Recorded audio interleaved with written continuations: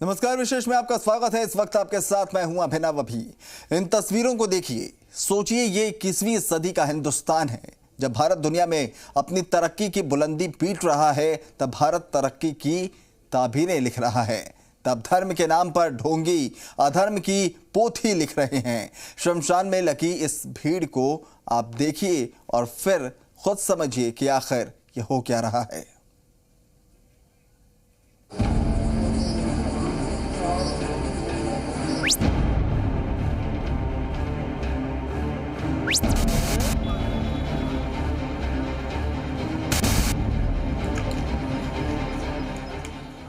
श्मशान में लगी इस भीड़ को देखिए। धर्म के नाम पर ढोंगी अपनी अधर्मी डुगडुगियों से मुर्दों को जिंदा करने की जद्दोजहद कर रहा है। जब हम मंगल पर मकान तलाश रहे हों, तब ढोंगी मुर्दों को जिंदा करने में जुटे हैं। अगर आपसे कोई कहे कि मरने के बाद भी इंसान जिंदा हो सकता है, तो आप यकीन नहीं कर पाएंगे, क्योंकि आप सोचेंगे कि मरने के बाद भला इंसान जिंदा कैसे हो सकता है। लेकिन अंधविश्वास की अटारी पर बैठे कुछ अधर्मी अपनी मरी हुई मान्यताओं को जिंदा करने के लिए मुर्दों को जिंदा करने की नाकाम कोशिशें कर रहे हैं।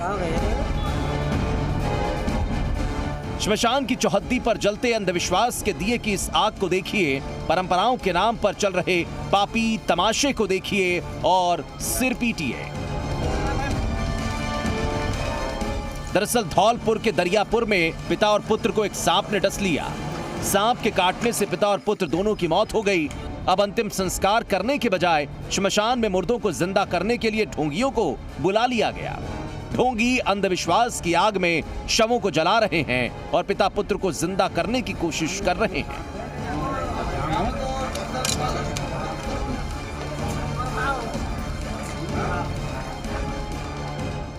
लोगों ने ये सूचना दी कि उनकी कुछ अभी जान बाकी है, सांस वगैरह उनमें आ रही है। इसके बाद उनको द्वारा से चिता से निकालकर भाईगिर को बुलाकर उनका इलाज कराया जा रहा है। इसके बाद अभी तक इनकी दाह संस्कार नहीं हो पाया है। जरा सोचिए, जब देश दुनिया में अपनी अलग पहचान बना रहा हो, जब देश बुलेट की रफ्तार से दौड़ने की तैयारी कर रहा हो, तब ऐसी तस्वीर भारत के माथे पर अंधविश्वास की मुहर लगाती है।